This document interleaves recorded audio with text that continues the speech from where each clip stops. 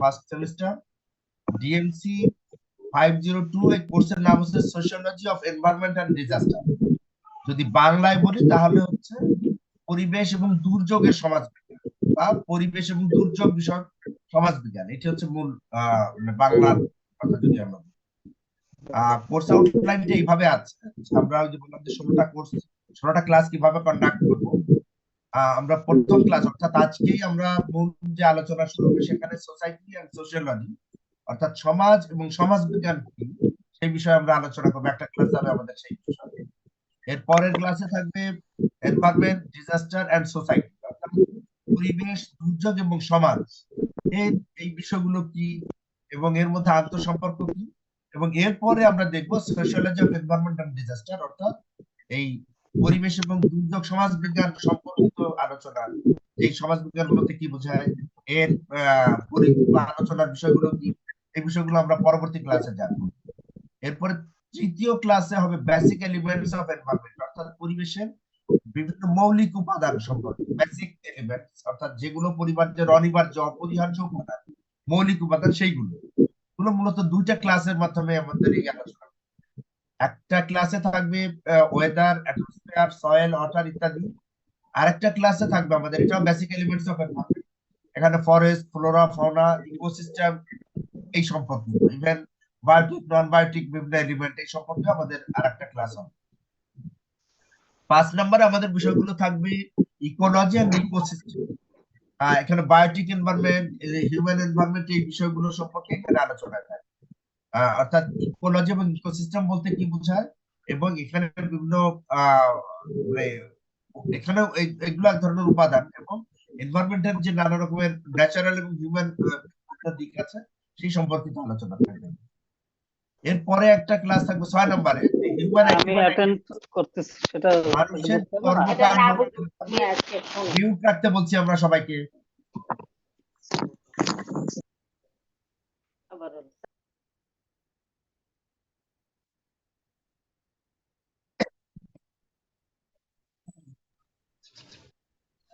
Human activities and disaster অর্থাৎ মানুষের বিভিন্ন কর্মকাণ্ড কিভাবে পরিবেশ বা দুর্যোগকে প্রভাবিত করে সেই বিষয়ে আলোচনা হবে, এবং এর সাথে পভার্টি বা সোশিও ইকোনমিক যে ভালনারেবিলিটিস তৈরি হয় সেই সম্পর্কিত আলোচনা, অর্থাৎ বিভিন্ন রকমের সামাজিক বা অর্থনৈতিক নিরাপত্তাহীনতা তৈরি হয় সেই বিষয়ে আলোচনা হবে এটি।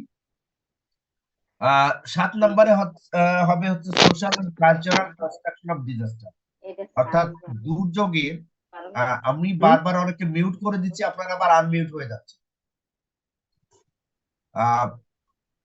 দুর্যোগের নানা রকমের সামাজিক এবং সাংস্কৃতিক বিভিন্ন পটভূমি বা বিভিন্ন রকমের যে সম্পর্ক থাকে সেই এবং এটার গ্লোবাল বা লোকাল নানা রকমের সিনারি থাকে, এই বিষয় নিয়ে আলোচনা হবে।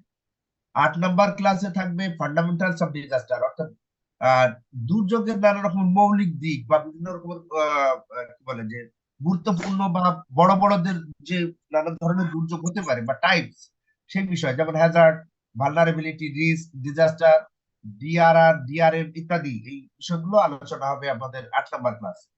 9 নম্বরে 9 এবং 10 দুই জায়গায় এই sociological theories of environmental and disaster issue অর্থাৎ দুর্যোগ এবং পরিবেশ সম্পর্কে তাত্ত্বিক আলোচনা হবে। অর্থাৎ তত্ত্বীয় পটভূমিতে এই বিষয়গুলো নিয়ে আমরা দেখবো। সেখানে কার্ল মার্কসের তত্ত্ব থাকবে। এরপরে ক্রিটিক্যাল স্কুল, যেখানে বেশ কয়েকজন তাত্ত্বিকের আলোচনা আছে, সেই বিষয় নিয়ে আলোচনা হবে। 10 নম্বর ক্লাসও তত্ত্বীয় বিষয় নিয়ে আলোচনা হবে। সেখানেও থাকবে অ্যান্টনি গিডেন্স, জেন বাদ্রিল্যান্ড এবং এরকম আরো বেশ কয়েকজনের আলোচনা হবে। তারপরে পোস্টমডার্ন থিওরিজ, সোশ্যাল যে ফ্র্যাগমেন্টাল এন্ড এনভায়রনমেন্টাল ডিগ্রেডেশন এই বিষয়ক আলোচনা হবে। 11 নম্বরে হবে ডিজাস্টার এন্ড পোস্টমডার্ন এনভায়রনমেন্ট এবং এনভায়রনমেন্টালিজম, এটা মূলত তত্ত্বীয় আলোচনা।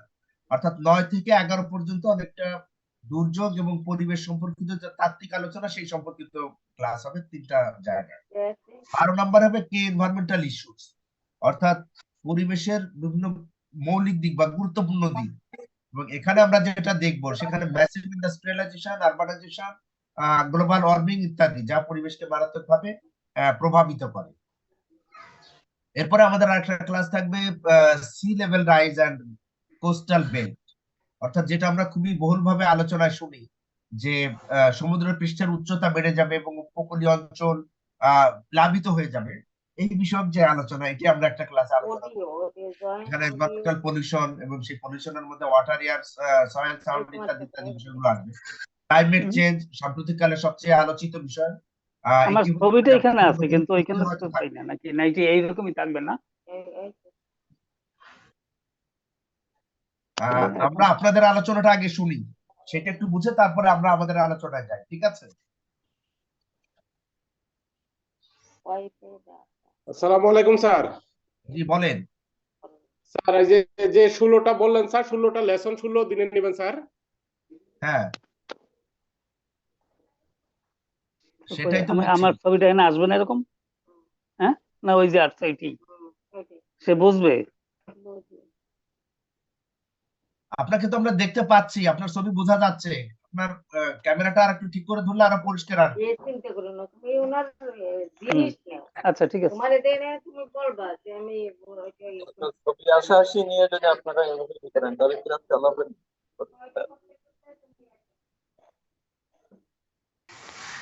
না, যিনি ছবি আসা নিয়ে কনফিউশন আছেন, আপনার ছবি আমরা দেখতে পাচ্ছি, সমস্যা নাই। মানে উনি নিশ্চিত হতে চাচ্ছেন যে ছবিতে আমরা দেখতে পাচ্ছি। সোহাগ হাসান, আপনাকে আমি একাধিকবার মিউট করে দিয়েছি। চেঞ্জ এন্ড ইটস ইম্প্যাক্ট, এবং এখানে আমরা alternative energy sources and future planning এই বিষয়ে আলোচনা আছে।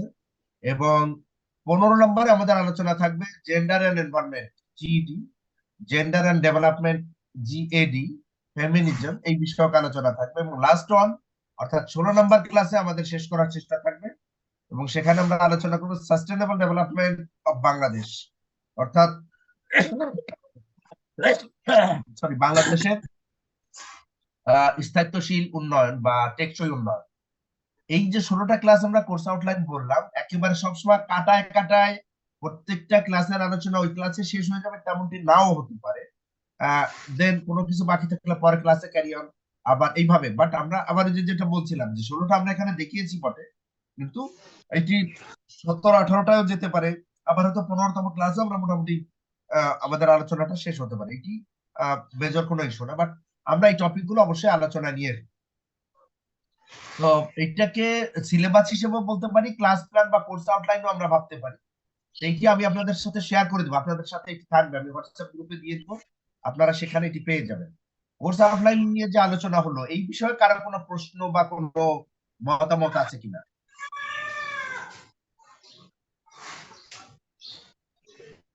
আমার মনে হয় 16টা ক্লাস প্ল্যানের কথা তো আপনি বলছেন।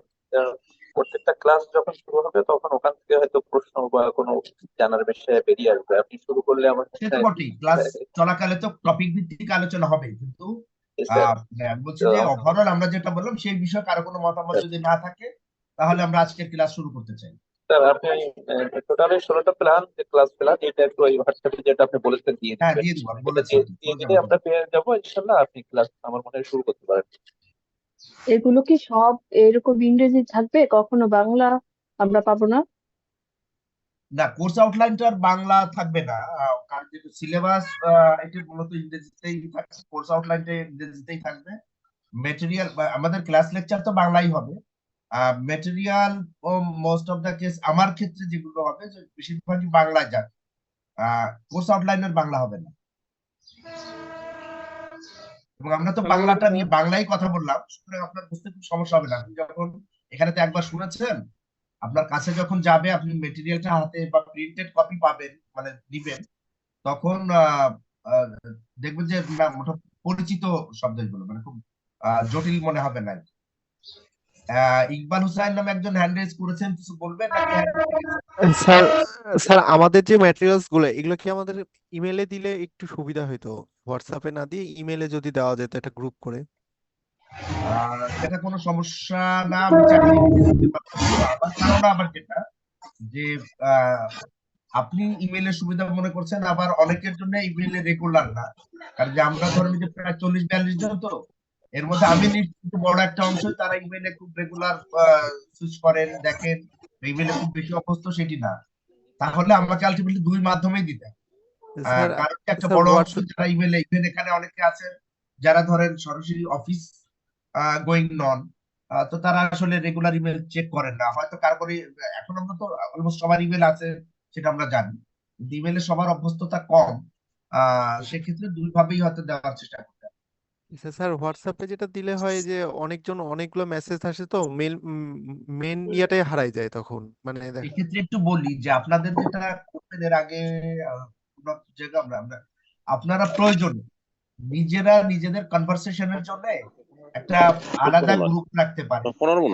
এই গ্রুপটাকে আপনারা মানে আননেসেসারি কোনো কনভারসেশন না রেখে শুধু ক্লাস বেস, অর্থাৎ যারা ক্লাস টিচার আছেন তারা এই যে লিঙ্ক গুলো শেয়ার করবেন, মেটেরিয়াল শেয়ার করবেন, সেটি যদি হয় আপনাদের পোস্ট যদি খুব মানে ইম্পর্টেন্ট না হয়, যেমন একটা এক্সাম্পল দিই, যে ধরেন আমরা ক্লাস শেয়ার করলাম, মেটেরিয়াল থ্যাংক ইউ দেওয়ার কিছু না, থ্যাংক ইউ দিলে কিন্তু আরেকটা পোস্ট আসলো, আরেকটা পোস্ট আসলো, ওইটা আস্তে আস্তে সরে যায়।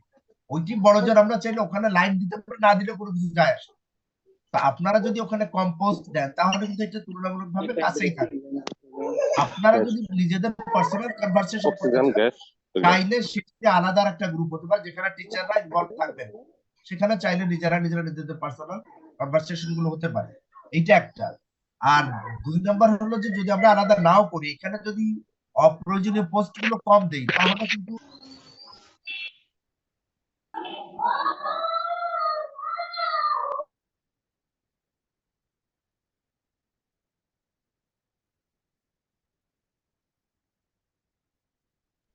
আমরা সবাই সমাজে বাস করি এবং সমাজ সম্পর্কে আমাদের একটা বেসিক ধারণাও আছে যে সমাজ আসলে কি, সমাজ বলতে কি বোঝায়। কিন্তু একটি ধারণাটি আমরা যেভাবে রাখি, অনেক সময় যখন আমরা বলতে যাই তখন বলার কাজটি বরং মানে অনেক অনেক হয় না যে যেটা উপলব্ধিতে আসে সেটি মানে ভাষায় প্রকাশ করা অনেক সময় একটু কমপ্লেক্স মনে হয়। তো সমাজের ব্যাপারটা অনেকের কাছে হতে পারে যে আচ্ছা আমরা তো সমাজের মানুষ, আমরা সমাজে বাস করি, সমাজ সম্পর্কে একটা ধারণা আছে, কিন্তু সমাজ কি সেটি যখন আমরা বলতে যাই তখন বিষয়গুলোকে একটু ক্ল্যামজি মনে হতে পারে। তা আমরা মূলত যদি বলি যে সমাজ এমন একটা জায়গা যে যেখানে যার বাইরে মানুষের কোনো অস্তিত্ব নাই, সে কারণে যে অ্যারিস্টটল বলেছিলেন man is by nature a social animal, অর্থাৎ মানে অনেকটা প্রাকৃতিক ভাবে মানুষ সামাজিক সামাজিক জীব, এই কারণে যে সমাজের বাইরে আসলে মানুষের অস্তিত্ব নাই।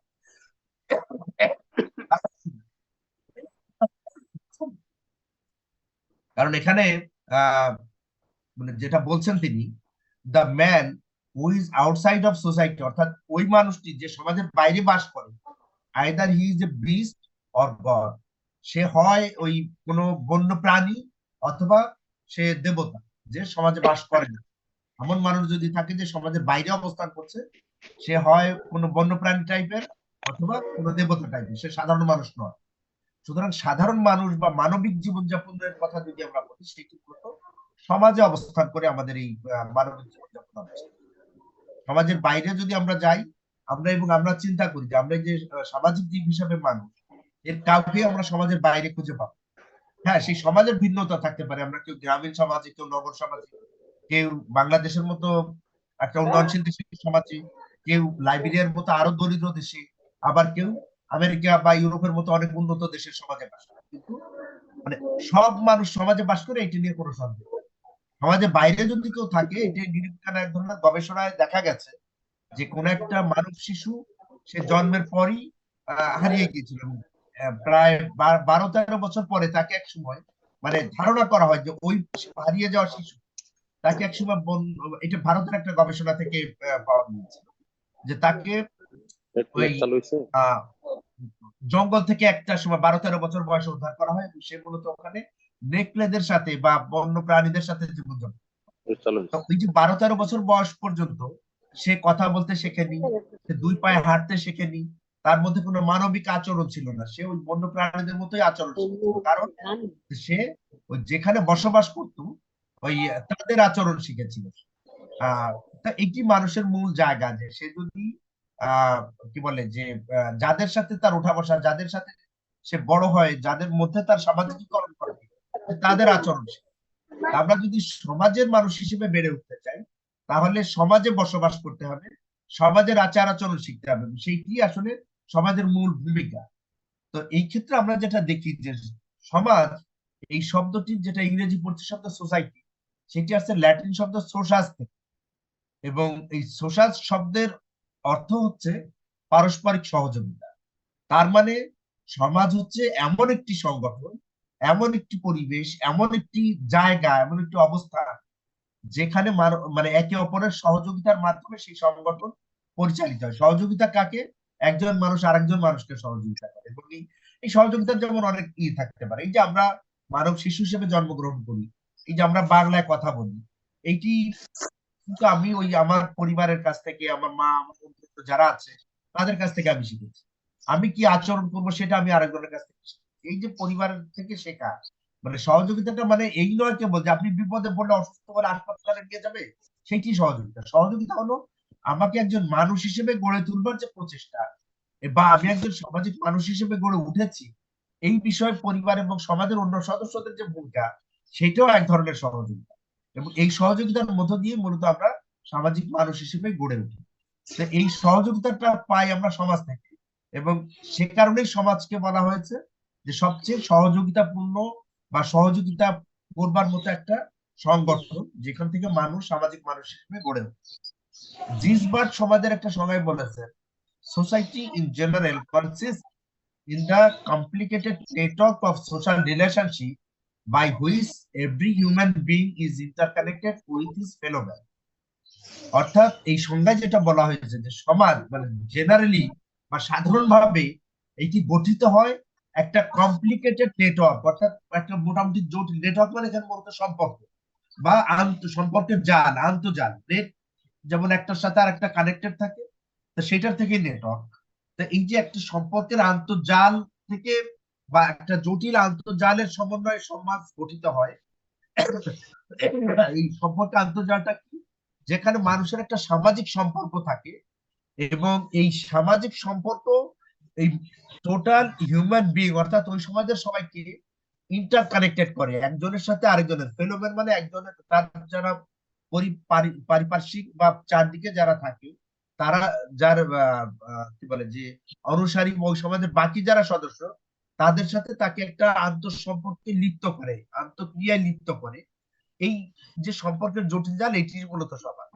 এবং আমরা যদি এটিকে আর একটু ভেঙে বলি যে এই যে সম্পর্কের জাল বা আন্তঃসম্পর্ক কিভাবে আমাদের একে অপরকে যুক্ত করে, যেমন আমরা ধরেন পরিবারে জন্মগ্রহণ করি, তো পরিবারে আমরা তো সম্পর্ক কি, সেখানে বাবা মা ভাই বোন এরা। এরপরে যদি আপনি পরিবারে একটু বাইরে যান, আপনার মামা চাচা খালা, সেখানে এক ধরনের সম্পর্ক আছে। আপনি পরিবার মানে পাড়া প্রতিবেশীর সাথে যান, সেখানে আপনার জ্ঞাতি সম্পর্ক, প্রতিবেশী সুলভ সম্পর্ক, সেই বিষয়গুলো থাকে। আপনি এরপর স্কুলে যান, সেখানেও এক ধরনের সম্পর্ক, আপনার সহপাঠী, শিক্ষক ছাত্র, আহ খেলার বন্ধু, পাড়ার কি বলে যে বিকালে মাঠের বন্ধু, এরা একটা সম্পর্ক। এরপরে আপনি একসময় কর্মজীবনে গেলেন, সেখানেও একটা পেশাগত সম্পর্ক। সুতরাং আমরা যখন সমাজে যেই অবস্থায় বাস করি, প্রত্যেককে মূলত একটা সম্পর্কের মধ্য দিয়ে যাই, এবং সমাজ এই সম্পর্কটা নির্মাণ করে দেয়, আন্তঃযোগাযোগ বা আন্তঃসম্পর্ক একজনের সাথে আরেকজনের তৈরি করে দেয়। এইটি মূলত সমাজের কাজ, এবং বলা যায় যে এর মাধ্যমে সমাজ গড়ে।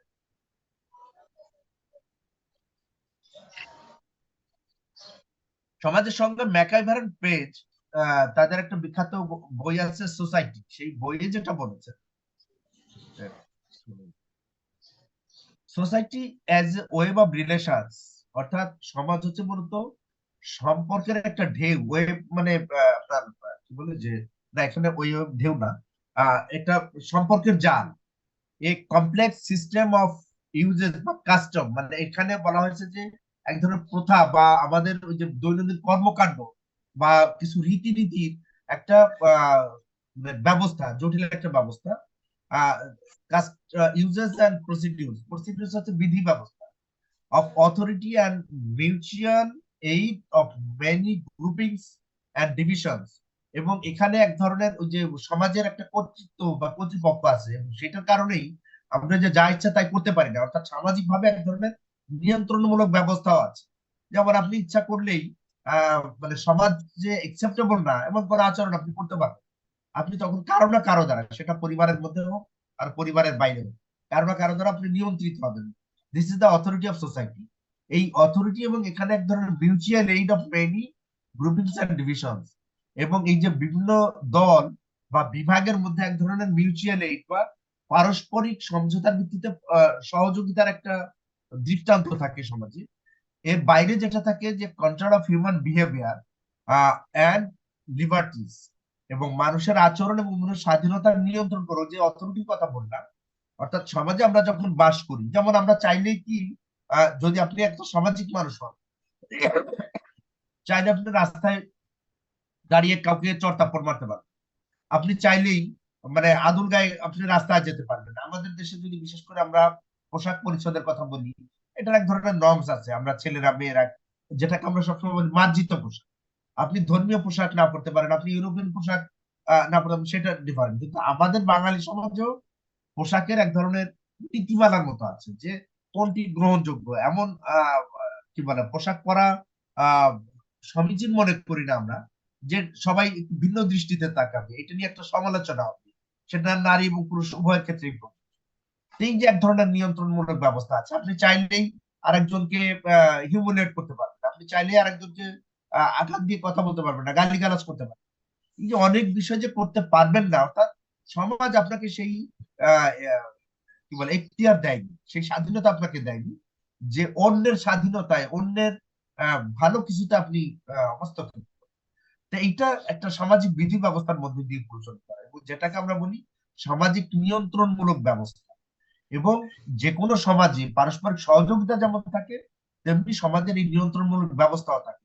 এবং সে কারণেই সমাজ, যে আমরা ওই যে অনেক সময় বলি না যে না এটা হবে সমাজ কি বলি, অর্থাৎ আমি সমাজে মুখ দেখাবো কিভাবে। এই যে এমন যে আচরণগুলো, আমরা যে সমাজের ভয় এক ধরনের ভীত থাকি, কারণ যে সমাজ যেন এটি অন্যভাবে না নেয়। আমার এমন কোনো খারাপ কিছু, যেমন অনেক সময় যে ধরেন একজন খুব ক্ষমতাবান মানুষ, সে বেপরোয়া ভাবে দুর্নীতি করে, কিন্তু সেও মনে করে যে তার দুর্নীতির খবর যেন পত্র পত্রিকায় না আসে, কারণ তাহলে সে সামাজিক ভাবে অপদস্থ হবে। এবং যদি ওরকমের হয়, সে আবার ওই দুর্নীতির টাকা দিয়ে ম্যানেজ করার চেষ্টা করে যে না পত্র পত্রিকায় যেন না আসে। এই নানান জাস্ট এক্সাম্পল দিলাম, যে এই নানান রকমের বিষয় নিয়েই আমরা দিন শেষে দেখবো যে সমাজকে এক ধরনের ভয় পাওয়ার একটা ব্যাপার আছে। ভয়টা হলো যে এমন কোনো অপকর্ম আমরা না করি যেটা সমাজের কাছে আমাকে জবাবদিহি করতে হয়, সমাজের কাছে আমাকে মানে কি বলা যায় যে আমার মর্যাদাহানি হয়, সেই বিষয়গুলো আমরা সবসময় বিবেচনা করি। তো সেই দিক থেকে সমাজের একটা অথরিটিমূলক বা কর্তৃত্বমূলক একটা অবস্থান রয়েছে, এবং আমরা সেই অবস্থানটার সহিত সেই অবস্থানটাকে আমরা মেনে নেই, গ্রহণ করি, এবং আমরা সেই অবস্থানটার নিয়ন্ত্রণে থাকতে চাই বলেই আমরা সমাজে বাস করি। দুর্খেমের মতে it as the combination of social facts and values, a sense of collective consciousness for social integration. দুর্খেম বলেছেন যে এটি একটা সামাজিক ঘটনা, যে সমাজ বা সমাজে বসবাস বা সমাজ নামক যেই প্রতিষ্ঠানটি আছে, এটি মূলত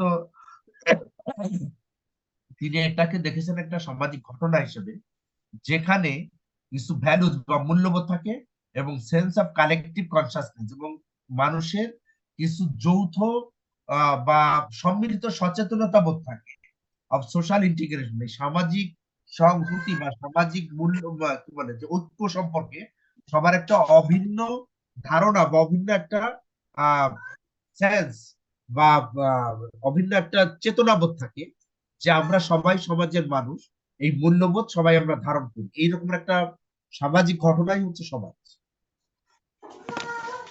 তাহলে আমরা মোটামুটি বুঝলাম যে সমাজ কি এই সম্পর্কে বা সমাজ নিয়ে যে আলোচনা হলো, কারো কোনো প্রশ্ন আছে বা কেউ কোথাও কিছু বুঝতে সমস্যা আছে? না স্যার, থ্যাংক ইউ, বুঝতে পারছি স্যার। ধারণা পেলাম। আমরা এখন দেখব সমাজের বিভিন্ন বৈশিষ্ট্য, অর্থাৎ এই বৈশিষ্ট্যের মধ্য দিয়েও সমাজ সম্পর্কে আমাদের ধারণা আরো একটু পরিষ্কার হবে। প্রথমত আমরা যেটা দেখি যে সমাজ একটি বিমূর্ত প্রত্যয়। বিমূর্ত কি? বিমূর্ত হলো যা দেখা যায় না কিন্তু উপলব্ধি করা যায়। মানে মূর্ত মানে কি? মূর্ত মানে একেবারে কনক্রিট, দেখা যায়। মূর্তিমান আতঙ্ক বলি না আমরা, মানে একেবারে সামনে দণ্ডায়মান, দেখেই ভয় পাচ্ছে, এরকমের ব্যাপার। আর বিমূর্ত হলো যেটা দেখা যায় না বাট উপলব্ধি করে। তো সমাজ আমরা আলাদা করে সমাজকে দেখি না। যেমন আমরা পরিবার ও ওইভাবে, হ্যাঁ, আমরা দেখি যে বাবা মা ভাই বোন কয়েকজন মিলে একসাথে বাস করছে, সমাজে বিভিন্ন রকমের আছে। বাট এই যে সমাজ, এইটা সমাজ, এই যে আপনাকে একটা সমাজ তুলে দিলাম আপনার হাতে, এই রকমের কোনো ব্যাপার আসলে সমাজের ক্ষেত্রে হয়। এর ওই অর্থে যদি বলি আকার আয়তন ওজন এরকমের কোনো ব্যাপার নাই, কিন্তু আমরা প্রতিনিয়ত উপলব্ধি করি। ওই যে একটু আগে যেটা বলছিলাম, যে আমি কিছু করবার আগে অনেকবার ভাবি যে সমাজে এর কোনো নেতিবাচক প্রভাব পড়বে কিনা, সমাজে আমাকে নেতিবাচক ভাবে দেখবে কিনা। এই যে সমাজের অস্তিত্ব উপলব্ধি করি, এটি হচ্ছে সমাজের শক্তির দিক। আর বিমূর্ত এই কারণে যে এটি আমরা সরাসরি দেখতে পাই না, এটা মাপতে পারি না, এটি আমার মনে হয় আমি কানেক্টেড হইতে পারতেছি না তাদের সাথে। কানেক্টেড না হইতে পারলে আমরা তার আপনাকে কথা তো আমি শুনতেছি, মানে এটা কি মিউট থাকবে না আনমিউট থাকবে এটাও বুঝি না। বারবার বলছি আমরা যে মিউট এটি মানে mute কি? থাকবে। মিউট মানে কমাই দেওয়া। উনি কি আমাদের মানে আমরা ওনার আসসালামু সাউন্ডের আলাইকুম। আপনি আনমিউট করে দেবেন, সেখানে আপনার একটা ক্রস চিহ্ন থাকবে। ওখানে যখন আপনি কোনো কিছু করবেন ভিডিও এবং মিউটে, আপনার ক্রস চিহ্ন থাকবে লাল লাল দাঁড়ি দিয়ে। তখন আপনি বুঝবেন যে আপনি আনমিউট আছেন, আপনাকে আমরা ফলো করতেছি এবং স্যারের কথা আপনি শুনতে পাচ্ছেন। আমরা সবাই বাম পাশে আমি আমাদের নিজেও একাধিকবার দুইটা চিহ্ন আনমিউট আছে। করে দিয়েছি অনেককে, যে আমি আনমিউট করে দিয়েছি, কিন্তু সে আবার কিভাবে নিজে ঘোরাঘুরি করে আবার নিজেকে মানে আনমিউট করে দিয়েছে। বাট আমি অনেকবার মিউট করে দিয়েছি কয়েক। এই যে নাজমুল সাহেব, আপনি নজরুল সাহেব, হয় না সমাজও বিরান কোনো মরুভূমি বা আহ, বিস্তীর্ণ কোনো জলাভূমি, এখানে কোনো সমাজ নাই। সমাজ মানে সেখানে মানুষের উপস্থিতি থাকে। সেই মানুষের সংখ্যা কম বা বেশি হতে পারে, কিন্তু সমাজ অবশ্যই জনসমষ্টি নিয়ে, অর্থাৎ মানুষকে নিয়ে সমাজ গঠিত। যদি কোথাও বিরাট ভৌগোলিক এলাকা পড়ে আছে কিন্তু কেউ বাস করে না, আফ্রিকার জঙ্গল, তো সেইটিকে সমাজ বলা যাবে। সমাজে মানুষের উপস্থিতি থাকতে হবে। তিন, অধিকাংশ সমাজের একটা ভৌগোলিক সীমানা থাকে, পরিসীমা থাকে। এটিকে রাষ্ট্রের মতো না হলেও দেখা যায় যে আমরা যখনই একটা অভিন্ন সমাজের কথা বলি, সেই অভিন্ন সমাজ মানে এই নয় যে বাংলাদেশের সাথে আমরা আফ্রিকার, ইউরোপের বা মধ্যপ্রাচ্যের সমাজকে মেলাতে পারি। এখন আপনি দেখেন যে বাংলাদেশের সাথে আফ্রিকার মধ্যপ্রাচ্যের সমাজের পার্থক্যটা কেবল ওই মানে তারা আলাদা সমাজ সেই কারণে না, তারা আমাদের থেকে অনেক বহু দূরে অবস্থান করছেন সেই কারণে, অর্থাৎ ভৌগোলিক কারণেও তাদের সাথে আমাদের এই পার্থক্যটা তৈরি হয়। এটার আরো ভালো দৃষ্টান্ত দেওয়া যায়, ইভেন একটা সময় আমরা একটা অভিন্ন রাষ্ট্র হিসেবে ছিলাম, আজকের পশ্চিম পাকিস্তান এবং আজকের বাংলাদেশ, 1947 থেকে 1971 পর্যন্ত। এই যে একটা অভিন্ন রাষ্ট্র, বাট সেটিও একটা অভিন্ন সমাজ গঠন করতে পারেনি, কারণ এই যে মাঝখানে প্রায় 1200 মাইলের দূরত্ব। ফলে পাকিস্তান, পশ্চিম পাকিস্তানের সাথে, অর্থাৎ বর্তমান পাকিস্তানের যে সামাজিক রীতিনীতি, মূল্যবোধ, সংস্কৃতি, তার সাথে তৎকালীন পূর্ব পাকিস্তান বা আজকের বাংলাদেশের এই সামাজিক রীতিনীতি, সংস্কৃতি, মূল্যবোধের বিস্তর পার্থক্য ছিল। ফলে একটা রাষ্ট্র হওয়ার ফলেও এটি একটা সমাজ গঠিত হয়নি, কারণ এই ভৌগোলিক সীমানা এইটি, কারণ যে একটা অভিন্ন ভৌগোলিক পরিবেশের মধ্যে মানুষের, যেমন ধরে নেন, যদি আমরা আরো উদাহরণ দিই, যে আপনি যখন গ্রামে যাবেন, ওই গ্রামের যে কৃষি ব্যবস্থা, ওইটাকে কেন্দ্র করেই তাদের সামাজিক রীতিনীতি, সংস্কৃতি এগুলো গড়ে। শহরে আসবেন, শহরের পেশা, সংস্কৃতি, অর্থনীতি এইগুলোকে নিয়ে শহরের সমাজ ব্যবস্থা করে। তেমনি বাংলাদেশের যেই ভৌগোলিক পরিসীমা, এখানকার জলবায়ু, এখানকার আবহাওয়া, এখানকার কৃষি ব্যবস্থা, উৎপাদন ব্যবস্থা, এই সব কিছুকে কেন্দ্র করে এই জায়গার সমাজ, সংস্কৃতি এগুলো গড়ে। ফলে অটোমেটিক্যালি অন্য আরেকটা ভৌগোলিক অঞ্চলের সাথে এই অঞ্চলের এই সামাজিক পার্থক্য তৈরি হয়ে যায়। ফলে আমরা যখন যেই সমাজটার কথা বলি, আমরা গ্রামীণ সমাজের কথা বলি, আমরা নগর সমাজের কথা বলি, আমরা কি বলে যে বাঙালি বা বাংলাদেশের সমাজের কথা বলি, সেটা দেখবেন যে সবসময় একটা নির্দিষ্ট ভৌগোলিক পরিমণ্ডলে সেই সমাজ ব্যবস্থাটা আমরা লক্ষ্য করি। ওই পরিমণ্ডলের বাইরে তখন সেটি আর একটা সমাজ হিসেবে চলে আসে। সমাজের একটা সুনির্দিষ্ট এবং সাধারণ উদ্দেশ্য থাকে। সুনির্দিষ্ট এবং সাধারণ উদ্দেশ্য হলো কি, যেখানে কোনো ব্যক্তিগত স্বার্থ না, সবাই মিলে সমাজে বাস করা, সবার স্বার্থ রক্ষা করা, সবার নিরাপত্তা নিশ্চিত করা, এইটা সমাজের মূল উদ্দেশ্য। অর্থাৎ আমি সমাজে বাস করি কেবল আমার ব্যক্তিগত স্বার্থ বা আমি ব্যক্তিগতভাবে ভালো থাকবো সেই জন্য। সমাজে বাস করার অর্থ হচ্ছে যে সমাজের সবাই মিলে ভালো থাকবে। সেই কারণে দেখবেন যে বেশ কিছু রীতিনীতি অনেক সময় তৈরি হয়ে যায়। এই যে আমরা অনেক সময় পরোপকারের কথা বলি, আমরা অনেক সময় বিভিন্ন রকমের দান সৎকার কথা বলি, আমরা অনেক সময় কি বলে যে জীবে দয়া করে, যে জন্য তোমার অনেক নীতি কথার যে বিষয়গুলো আছে, সেইটির উদ্দেশ্য কিন্তু এই যে সমাজে যারা আছে সবাই মিলে যেন একটা মোটামুটি সুস্থ সুন্দর স্বাভাবিক এবং নিরাপত্তামূলক জীবনযাপনের মধ্যে দিয়ে আমরা চলতে পারি। তো সেই সাধারণ উদ্দেশ্য নিয়েই সমাজ গঠিত। সমাজে আরো যে বিষয়গুলো থাকে যে এখানে পারস্পরিক ঐক্য, সংঘবদ্ধতা এবং সাংস্কৃতিক সাদৃশ্য রয়েছে। সরি। অর্থাৎ এই যে আমরা যে যখন একটা সমাজের কথা বলি, সেটা ওই যে সেই সমাজকে আপনি যেভাবেই ডিফাইন করেন, ওই সমাজে আমরা যারা বাস করি আমাদের মধ্যে একটা ঐক্য থাকে। যেমন ধরে নেন গ্রামে যখন যাবেন, এক গ্রামের মানুষ অন্য গ্রামের কেউ যদি ওই গ্রামের একটা ছেলে বা মেয়েকে কিছু বলে, তাহলে দেখবেন যে গ্রামের সবাই জোটবদ্ধ হয়ে গেছে। কারণ আমাদের গ্রামের ছেলে বা মেয়েকে এরকম বলেছে, এটা তারা কখনো বরদাস্ত করে না। এটা হচ্ছে সমাজের মানে ঐক্য বা সংঘবদ্ধতার একটা প্রতীক। অথচ এই যে যারা এখন ঐক্যবদ্ধ হয়েছে, তারা নিজেরাও কিন্তু বিভিন্ন সময় নানা রকমের দ্বন্দ্ব সংঘাতে লিপ্ত, কিন্তু বাইরের কেউ তাদেরকে কিছু বলেছে সেটিকে তারা কখনো গ্রহণ করে না। এবং এই যে যারা একটা সমাজে বাস করে তাদের মধ্যে একটা সাংস্কৃতিক সাদৃশ্য আছে। অর্থাৎ যেমন ভাষাগত বলেন, খাদ্যাভ্যাস বলেন, পোশাক পরিচ্ছদ বলেন, অর্থাৎ সংস্কৃতির যে নানান রকমের দিক বা উপকরণ উপাদান আছে, সেই বিষয়গুলোতে এই যে একই সমাজের মানুষের মধ্যে এই বিষয়গুলো এক ধরনের সাদৃশ্য লক্ষ্য করা যায়। অর্থাৎ এই যে ঐক্যবদ্ধতা, এই যে সংঘবদ্ধতা, এই যে সাংস্কৃতিক সাদৃশ্য, এটি মূলত সমাজের সদস্যদেরকে এক করে রাখে, এক সমাজবদ্ধ হতে সহযোগিতা করে। প্রতিটি সমাজকে স্বতন্ত্রভাবে চিহ্নিত করা যায় এবং পৃথক করা যায়। অর্থাৎ ওই যে বললাম যে বাংলাদেশের সমাজ, মধ্যপ্রাচ্যের সমাজ, ইউরোপ বা আফ্রিকার সমাজ, আবার যদি বাংলাদেশের ভিতরে আসেন গ্রামীণ সমাজ, নগর সমাজ, এইভাবে যখনই আমরা একটা সমাজের কথা বলি, অর্থাৎ একটা সমাজের নামকরণ করি, তখন ওই সমাজটাকে অন্য আর একটা সমাজ থেকে আমরা আলাদা করতে পারি, চিহ্নিত করতে পারি, কারণ যে কিছু বৈশিষ্ট্যগত পার্থক্য প্রত্যেকটা সমাজের মধ্যে রয়েছে। যেমন এই যে বললাম গ্রামীণ সমাজ, গ্রামের জীবনযাপন আর শহরের জীবনযাপন এক নয়। বাংলাদেশের মানুষের সমাজের যে মূল্যবোধ আফ্রিকা বা ইউরোপের সমাজের মানুষের মূল্যবোধ এক নয়। এই পার্থক্যগুলো থাকে।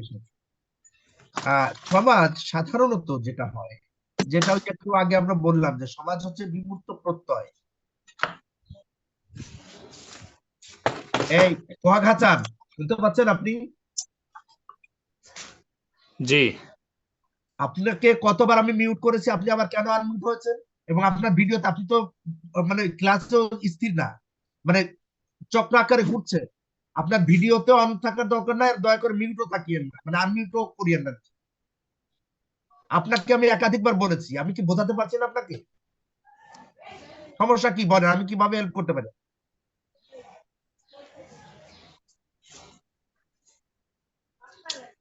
আপনি কি মানে মিউট আনমিউটের অপশনটা খুঁজে পাচ্ছেন না? মানে আমি এই তো মিউট হলেন এবং আনমিউট হলেন, তাহলে আবার ওখান থেকে সরে আসুন।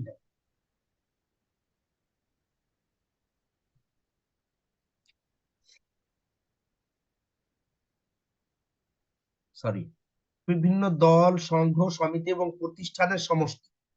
অর্থাৎ যেটা যে বলছিলাম যে সমাজ যেহেতু একটা বিমূর্ত সংগঠন, সমাজকে আলাদা করে বোঝা যায় না, সমাজকে বোঝা যায় সমাজে নানা রকমের দল, দল মানে গ্রুপ এখানে, বা গোষ্ঠী। গোষ্ঠী বলতে আমরা ধরেন পরিবার, এটাকে এক ধরনের আমরা গোষ্ঠী বলতে পারি, দল বলতে পারি, বা প্রতিষ্ঠান বলতে পারি। আবার একই রকমের আমরা বিভিন্ন পেশাজীবী সংগঠন, বিভিন্ন রকমের কি বলে যে আপনার আহ আহ, খেলাধুলা পরিচালনা করার জন্য, বা বিভিন্ন পেশাজীবী সংগঠন, নানান রকমের যে বিভিন্ন, আপনি তাকালেই দেখবেন যে মানুষ, এই যে আমরা ব্যক্তিগতভাবে এক একজন, এই যে ইভেন আমরা আজকে একটা ক্লাসে যুক্ত হয়েছি, এইটা অন কাইন্ড অফ গ্রুপ বা দল। আবার এটাকে এক ধরনের কি বলে যে একাডেমিক কর্মকাণ্ড, সেটা তো আছেই। আবার বিভিন্ন রকমের সংঘ তৈরি করি, আমরা সমিতি তৈরি করি, প্রতিষ্ঠান তৈরি করি। এটি সামাজিক বিভিন্ন রকমের উদ্দেশ্য সাধন বা সমাজের বিভিন্ন রকমের সহযোগিতার ক্ষেত্র তৈরি করা, প্রস্তুত করা, এইসব কারণে আমরা, অর্থাৎ সমাজ মূলত এর মধ্য দিয়েই সমাজ দৃশ্যমান হয়, বা এর মধ্য দিয়ে সমাজ মূলত তার কার্যক্রম পরিচালনা করে, এবং এগুলোর সমষ্টি হচ্ছে সমাজ। সমাজ হচ্ছে সবার আসলে পারস্পরিক একটা আন্তঃসম্পর্ক। সমাজে আমরা যারাই বসবাস করি, ওই যে যেটা বললাম যে ইন্টার কানেক্টেড বা সম্পর্কের জাল, একজনের সাথে আরেকজন যুক্ত আমরা সমাজে, সেইটি সমাজের মূলত একটা বড় জায়গা। সহযোগিতা এবং স্থায়িত্ব এটি সমাজের আরো একটা গুরুত্বপূর্ণ বৈশিষ্ট্য। যে সমাজে আমরা যারা বাস করি তাদের মধ্যে পারস্পরিক সহযোগিতা রয়েছে, এবং সমাজে এই বসবাস বা সমাজে আমাদের অবস্থান এটি কি বলে যে স্থায়ী রূপ, মানে এটি খুব কয়েকদিনের জন্য বা অল্প সময়ের জন্য আমরা এটি করছি ব্যাপারটি তা নয়। সমাজ মোটামুটি একটা আমরা স্থায়ীভাবেই আমরা সমাজে বাস করি, সমাজে স্থায়ীভাবে তৈরি হয়। সমাজের আর একটা গুরুত্বপূর্ণ বৈশিষ্ট্য হচ্ছে পরিবর্তনশীলতা। সমাজ কখনো স্থির না। আমরা আজকের যে সমাজে বাস করি, আজ থেকে 20 বছর আগে, 50 বছর আগে, 100 বছর আগে বা 1000 বছর আগের সমাজের মধ্যে পার্থক্য আছে। এমনকি অনেক সময় আমরা দেখি যে এই যে বিশেষ করে বর্তমানে ধরেন এই তথ্য যোগাযোগ প্রযুক্তির যেই পরিবর্তন বা প্রভাব তৈরি হয়েছে সমাজে, আজ থেকে 10 বছর আগের সাথে এখনকার সমাজকে মেলানো হচ্ছে। আবার আজ থেকে 10 বছর বা 20 বছর পরেও হয়তো সমাজ আজকের এই জায়গাটা স্থির থাকবে না, এখানে একটা পরিবর্তন চলে আসবে। এই যে সমাজের অনেক ভালো ভালো দিক আমরা দেখলাম, যে সমাজে সহযোগিতার জায়গা, সংঘবদ্ধতার জায়গা, ঐক্যের জায়গা, সাংস্কৃতিক সাদৃশ্যের জায়গা, এই সবকিছু যেমন ঠিক আছে, সমাজের আরো একটা অনিবার্য বাস্তবতা হচ্ছে যে সমাজের দ্বন্দ্ব এবং প্রতিযোগিতাও থাকে। এবং এই যে একটু আগে আমরা পরিবর্তনশীলতার কথা বললাম, মূলত বলা হয়ে থাকে যে দ্বন্দ্ব এবং প্রতিযোগিতার মধ্য দিয়েই আসলে সমাজ পরিবর্তনের দিকে এগিয়ে যায়। এবং দ্বন্দ্বের কথা যদি আমরা বলি, তাহলে বলা যায় যে সমাজের প্রায় শুরু থেকেই দ্বন্দ্বেরও শুরু, প্রতিযোগিতারও শুরু। অর্থাৎ আমরা যদি ওই যে আমরা যারা ইসলাম ধর্মের অনুসারী, আমরা ওই যে হাবিল কাবিলের লড়াইয়ের কথা আমরা অনেক সময় বলি। অথবা সমাজে মানুষ যখন প্রথম ব্যক্তিগত সম্পদের মালিকানা পায়, বা ইভেন একটা সময় বলা হয় যে আহ কোথাও কোথাও বৈবাহিক রীতি বা নারীকে মুগ্ধ করবার বা শিকার দখলে নেবার প্রচেষ্টা হিসেবেও মানুষের মধ্যে এই প্রতিযোগিতা হতো, দ্বন্দ্ব হতো। এরপরে একটা জনপদের সাথে আরেকটা জনপদের দ্বন্দ্ব সংঘাত হতো, অর্থাৎ দখল করবার প্রচেষ্টা, নিজের শক্তিমত্তা আরেকজনের উপরে আরোপ করবার চেষ্টা, এই প্রচেষ্টাগুলো সমাজের শুরু থেকে আছে এবং সেটা এখনো আছে। এখন আমরা নানান বিষয়ে দ্বন্দ্ব বা প্রতিযোগিতা অনেক সময় ইতিবাচক হয়। যেমন ধরেন প্রতিযোগিতামূলক বাজার ব্যবস্থা, সেখানে আপনি দেখবেন যে তুলনামূলকভাবে রিজনেবল প্রাইসে ভালো কোয়ালিটির পণ্য বাজারজাত, এটা হচ্ছে এক ধরনের প্রতিযোগিতা। এবং এটাকে বলা যায় ইতিবাচক বা সুস্থ প্রতিযোগিতা। আবার অনেক সময় এই প্রতিযোগিতা থেকে বা এমনিতে দ্বন্দ্ব তৈরি হয়ে যেতে পারে একজনের সাথে, এই যে ভাই ভাই দ্বন্দ্ব, জমি জমা নিয়ে দ্বন্দ্ব বা নানান ইস্যুতে দ্বন্দ্ব, এগুলো এগুলো সমাজের অংশ। আমরা চাইলেও এইটা একটা দ্বন্দ্ববিহীন সমাজ, প্রতিযোগিতাবিহীন সমাজ, এটিও অনেকটা অসম্ভব। সুতরাং সমাজ যেখানে সেখানে এই বিষয়গুলো থাকে। আহ এবং লাস্ট অন একটা বিষয় হচ্ছে সামাজিক মূল্যবোধ। প্রত্যেকটা সমাজের কিছু নিজস্ব রীতিনীতি বা মূল্যবোধ রয়েছে, এবং সেইটি ওই সমাজে এই মূল্যবোধ সবাই আমরা অনুসরণ করি বা মেনে চলি, বা আমরা সবাই সেই মূল্যবোধের প্রতি আনুগত্য প্রদর্শন করি। যেমন আমাদের সমাজের মূল্যবোধ কেমন, যদি আমরা বাংলাদেশের বা বাঙালি সমাজের কথা বলি, সেখানে আমাদের মূল্যবোধ হচ্ছে যে আমরা মুরব্বীদের সম্মান করি, আমরা আমাদের পিতামাতা, আমাদের শিক্ষক, আমাদের বয়োজ্যেষ্ঠ যারা আছেন তাদের প্রতি সমীহ করি। ইভেন তাদের সামনে সাধারণত আমরা জোরে কথা বলি না, আমরা সালাম বিনিময় করি। যদি কারো ইভেন ধরেন যেটাকে গর্হিত অপরাধ না, ধূমপান, এটি আমরা সাধারণত এই রকমের মানুষদের সামনে করি না। আমরা বসা থাকলে দাঁড়িয়ে মানে সম্মান জানাই। এই রকমের অনেক কিছু মূল্যবোধ আমাদের সমাজে আমরা মেনেছি, যেটা হয়তো অন্য সমাজে আবার সেভাবে নাই।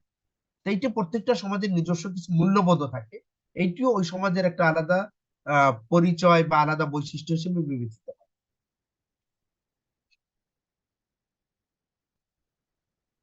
আপনাদের তো আজকে 11টা তো ক্লাস নাই।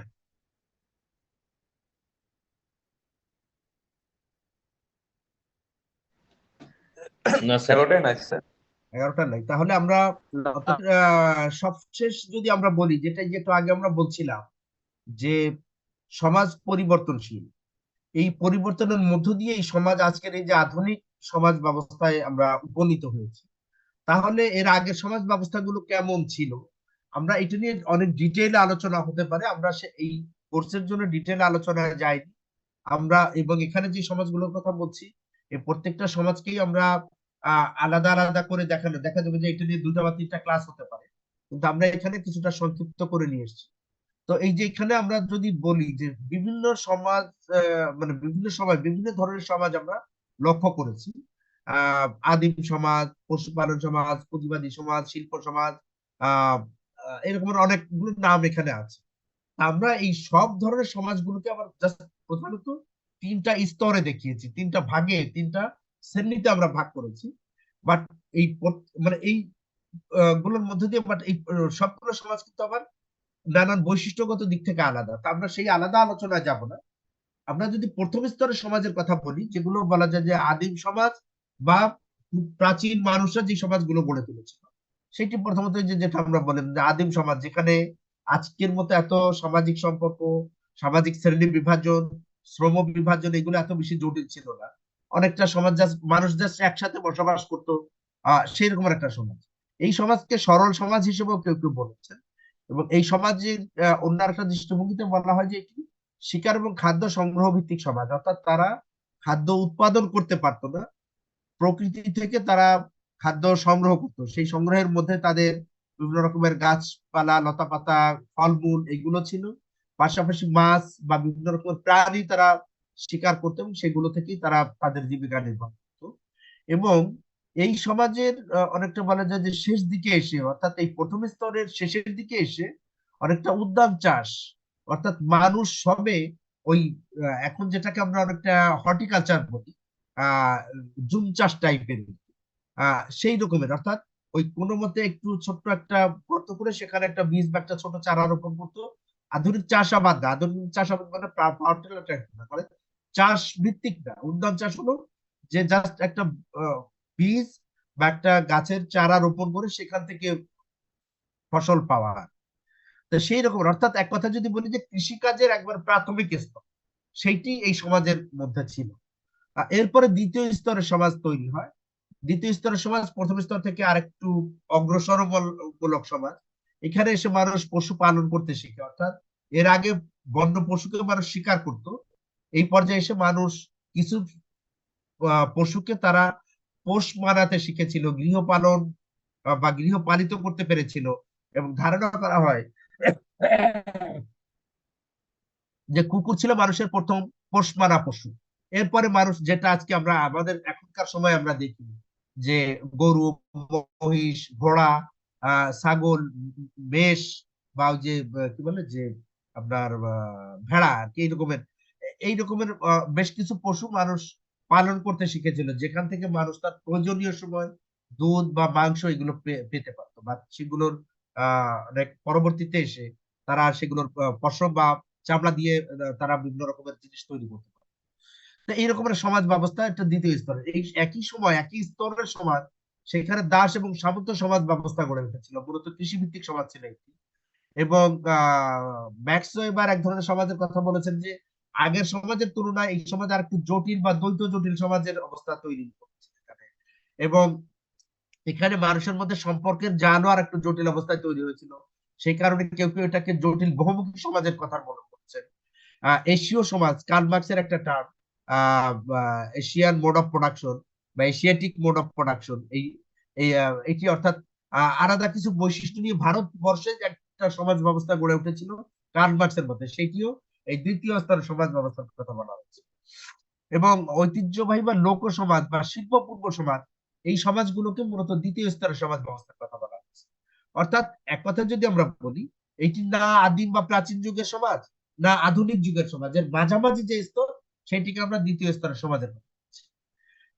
তৃতীয় স্তরের সমাজ বা থার্ড ফেজ অফ সোসাইটি, এখানেও সমাজের কথা যদি আমরা বলি যে আধুনিক যে সমাজ ব্যবস্থা, আজকে যে সমাজ ব্যবস্থা আমরা বসবাস করছি, এখানে যে সমাজ ব্যবস্থা, এই কি বলা যায় উন্নত বা বহু সম্পর্ক ভিত্তিক সমাজ, এইটাকে আমরা তৃতীয় স্তরের সমাজের ব্যবস্থা করছি। এখানে পুঁজিবাদী বা বর্জ্য সমাজ, কোথাও কোথাও আছে সমাজতান্ত্রিক সমাজ, কোথাও আছে শিল্প বা শিল্পোত্তর সমাজ, আবার কোথাও আধুনিক বা আধুনিকোত্তর সমাজ। এই সমাজ অর্থাৎ একই সমাজ, সেটি পুঁজিবাদী হতে পারে, আবার সেটি আধুনিক বা শিল্পোত্তর সমাজও হতে পারে, আবার সমাজতান্ত্রিক সমাজও আপনার একই সাথে আধুনিক বা শিল্পভিত্তিক সমাজও হতে পারে। অর্থাৎ রাজনৈতিকভাবে পুঁজিবাদী এবং পুঁজিবাদী এবং সমাজতান্ত্রিক সমাজ আলাদা।